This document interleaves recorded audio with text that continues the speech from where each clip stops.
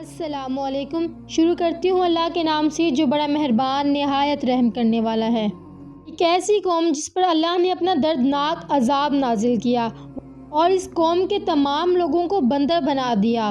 جی بالکل، اس قوم کے لوگوں نے وہ کون سا گناہ کیا تھا جس کی وجہ سے وہ اللہ پاک نے اپنا دردناک عذاب نازل کیا؟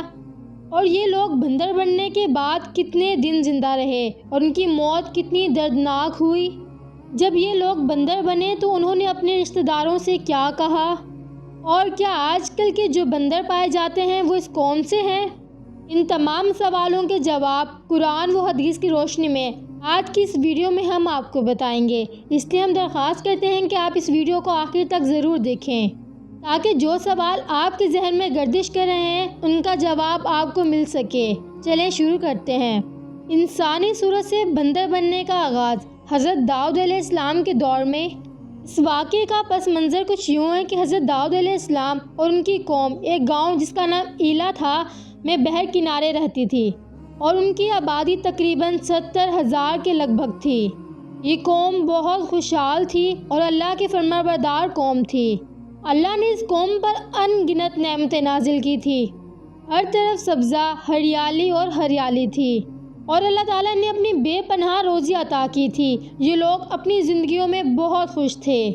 چونکہ حضرت داؤد علیہ السلام کی قوم بحر کے کنارے رہتی تھی، اس لیے اللہ کا ان پر ایک خاص احسان تھا کہ بحر کے کنارے بے تحاشا مچھلیاں ہوتی تھی۔ یہ لوگ انہی مچھلیوں سے تجارت کیا کرتے تھے اور بہت خوشحال زندگی گزار رہے تھے۔ جب یہ قوم اللہ تعالیٰ کی نعمتوں کی وجہ سے خوشحال ہوئی تو اس نے اللہ کی نافرمانی کرنا شروع کر دی اور ہر قسم کے گناہوں میں ملوث ہو گئی۔ پھر ایک دن اللہ تعالیٰ نے ان قوم کی آزمائش کا فیصلہ کیا اور حضرت داؤد علیہ السلام پر وحی نازل فرمائی کہ وہ اپنی قوم کو بتائیں کہ وہ ہفتے کے دن یعنی یوم سبت کو مچھلی کا شکار کرنا بند کر دیں۔ اس طرح اللہ تعالیٰ نے حضرت داؤد علیہ السلام کی قوم پر یہ احسان فرمایا کہ وہ ہفتے کے دن مچھلی کا شکار حرام قرار دیا اور پھر یہیں سے ان کی تباہی کا آغاز شروع ہوا۔ شیطان کا بہکاوا اور قوم کی نافرمانی۔ حضرت داؤد علیہ السلام نے اپنی قوم کو بتایا کہ اللہ تعالیٰ نے اس قوم کے لوگوں پر یہ احسان فرمایا ہے کہ ہفتے کے دن مچھلی کا شکار حرام ہے۔ یہ سن کر لوگ بہت زیادہ پریشان ہوئے اور پوری قوم بیٹھ گئی، کیونکہ ہفتے کا دن وہ دن تھا جس دن مچھلیاں بے تحاشا آتی تھی۔ اس دن مچھلیاں خود بخود کنارے پر آ جاتی تھی اور باقی دن ایسے تھے کہ مچھلیاں بہت کم اور ناکافی پکڑی جاتی تھی۔ یہ قوم مچھلی کے شکار پر ہی سکون سے زندگی گزار رہی تھی، اس لیے اللہ کے اس حکم کو سن کر یہ قوم پریشان ہو گئی۔ انہوں نے یہ معلوم نہ تھا کہ اللہ کی طرف سے یہ ایک آزمائش ہے۔ پھر ایک دن شیطان نے ان کے دلوں میں وسوسے ڈال کر سمندر سے نالیاں نکال کر خشکی میں بڑے تالاب بنا لیے جائیں۔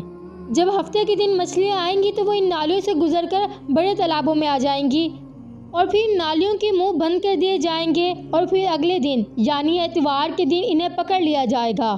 شیطان نے اس قوم کے لوگوں کو یہ ترغیب دی کہ اس طرح ہم ہفتے کے دن شکار سے بچ جائیں گے اور مچھلیاں بھی پکڑی جا سکیں گی۔ یہ چال بہت سے لوگوں کو پسند آئی اور انہوں نے یہ کام شروع کر دیا اور پھر انہوں نے ایسا ہی کیا۔ سمندر سے چھوٹی چھوٹی نالیاں نکال کر بڑے تالابوں میں ڈال دی، جس کے ذریعے مچھلیاں ان تالابوں میں وافر مقدار میں داخل ہو جاتی۔ اس قوم کی بدقسمت لوگوں کو شیطان کی یہ چال بہت پسند آئی، لیکن اس قوم نے یہ نہ سوچا کہ جب مچھلی سمندر سے آ کر تالابوں میں پھنس جائیں گی تو پھر مچھلی کا شکار ہی تو ہوگا، لہٰذا یہ شکار بھی ہفتے کے دن ہی قرار پایا جسے اللہ تعالیٰ نے حرام قرار دیا تھا۔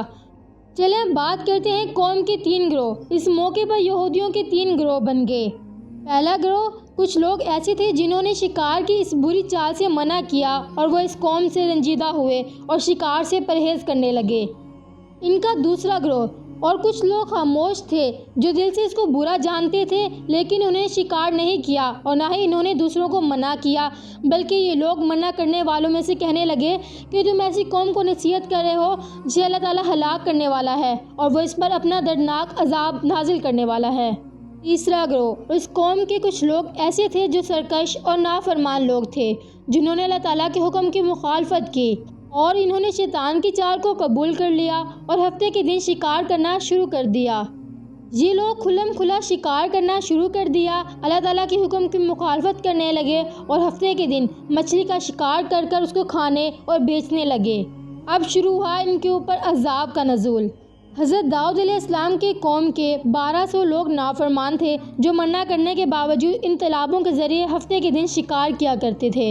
حضرت داؤد علیہ السلام نے ان 1200 نافرمان لوگوں کو اللہ تعالیٰ کے عذاب سے ڈرایا، لیکن یہ لوگ باز نہ آئے اور کھلم کھلا شکار کرنے لگے۔ اس لیے وہ لوگ جو اس کام کو برا جانتے تھے انہوں نے اپنے اور ان نافرمان لوگوں کے درمیان ایک دیوار کھڑی کر دی۔ ایک طرف 1200 نافرمان لوگ تھے اور دوسری طرف وہ لوگ تھے جو شکار سے باز رہے۔ حضرت داؤد علیہ السلام نے بار بار اپنی قوم کی نافرمانی سمجھائی، یہ لوگ اپنی نافرمانی سے باز نہ آئے، اور اس طرح وہ اللہ تعالیٰ کے نافرمانی کرتے رہے اور شکار کرتے رہے۔ پھر ایک دن حضرت داؤد علیہ السلام غصہ ہوئے اور شکار کرنے والوں پر لعنت فرمائی۔ اس کا اثر یہ ہوا کہ اس دن گناہ گاروں میں سے کوئی بھی اپنے گھروں سے باہر نہیں آیا۔ یہ منظر دیکھ کر کچھ لوگ اپنی دیواروں پر چڑھ گئے تاکہ وہ جان سکیں کہ اس کا کیا حال ہے۔ جب ان لوگوں نے ان کے نافرمان لوگوں کو دیکھا تو وہ سب کے سب بندر کی شکل میں تبدیل ہو چکے تھے۔ اللہ تعالیٰ نے ان کی نافرمانی کی وجہ سے ان پر اپنا دردناک عذاب نازل کیا اور انہیں انسانوں سے بندر بنا دیا۔ اب بات کرتے ہیں بندر بننے کے بعد ان کا کیا حال ہوا۔ جب لوگوں نے ان کے مجرموں کے گھروں کا دروازہ کھولا، ان کے گھروں میں داخل ہوئے تو وہ بندر اپنے رشتہ داروں کو پہچان گئے، ان کے پاس آ کر اپنے کپڑوں کو سونگھنے لگے، پھر اپنے دانتوں کو پیسنے لگے اور رونے لگے، لیکن بول نہیں سکتے تھے۔ اللہ تعالیٰ کی نافرمانی کرنے والے لوگوں کی تعداد 12,000 تھی۔ یہ 12,000 لوگ اللہ تعالیٰ کی نافرمانی کر رہے تھے اور اللہ تعالیٰ نے انہیں بندر بنا دیا، جیسا کہ اللہ تعالیٰ سورہ بقرہ میں ارشاد فرماتے ہیں، اور تم سب خوب جانتے ہو کہ ان لوگوں کو جنہوں نے تم میں سے سبت ہفتے کے دن کی حدود کو توڑا تھا، بس ہم نے ان سے کہا تم ذلیل بندر بن جاؤ۔ جب یہ قوم بندر بن گئی تو یہ کتنے دن زندہ رہی اور موت کا طریقہ کیا ہوا؟ یہ 12,000 نافرمان لوگ بندر بننے کے بعد 3 دن تک زندہ رہے۔ اس دوران وہ کچھ کھا پی نہ سکتے تھے بلکہ بھوکے پیاسے ہی مرتے رہے۔ ان سب کی تباہی ہو گئی اور 3 دن کے اندر وہ سب لوگ ہلاک ہو گئے۔ اور جو لوگ ان نافرمانوں کو اللہ تعالیٰ کی نافرمانی سے منع کرتے تھے اللہ تعالیٰ نے انہیں عذاب سے محفوظ رکھا، اور جو لوگ اس کام کی برائی جان کر خاموش رہے اللہ تعالیٰ نے انہیں بھی عذاب سے محفوظ رکھا۔ چلیں ہم بات کرتے ہیں آج کے زمانے کے بندر کے بارے میں۔ کیا ان کا تعلق بھی اسی قوم سے ہے، یا آج کے زمانے میں پائے جانے والے بندر ان بندروں کی نسل سے ہیں بھی یا نہیں؟ احادیث کے مطابق حضرت عبداللہ بن مسعود رضی اللہ تعالیٰ عنہ سے روایت ہے کہ کسی نے حضرت عبداللہ بن مسعود رضی اللہ تعالیٰ عنہ سے پوچھا کہ کیا آج کے زمانے کے بندر حضرت داؤد علیہ السلام کی قوم سے ہیں؟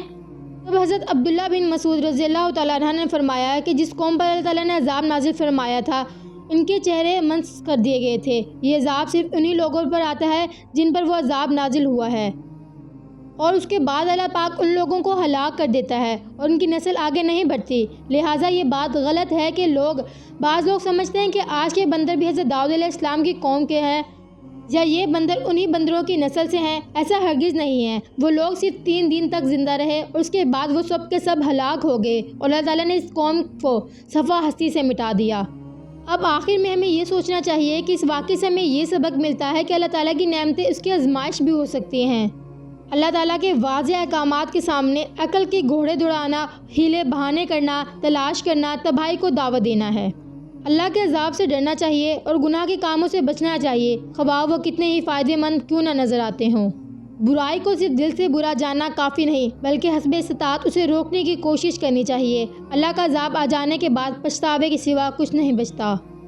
اللہ تعالیٰ ہمیں اپنی نافرمانی سے بچائے اور اپنے احکامات پر چلنے کی توفیق عطا فرمائے۔ آمین۔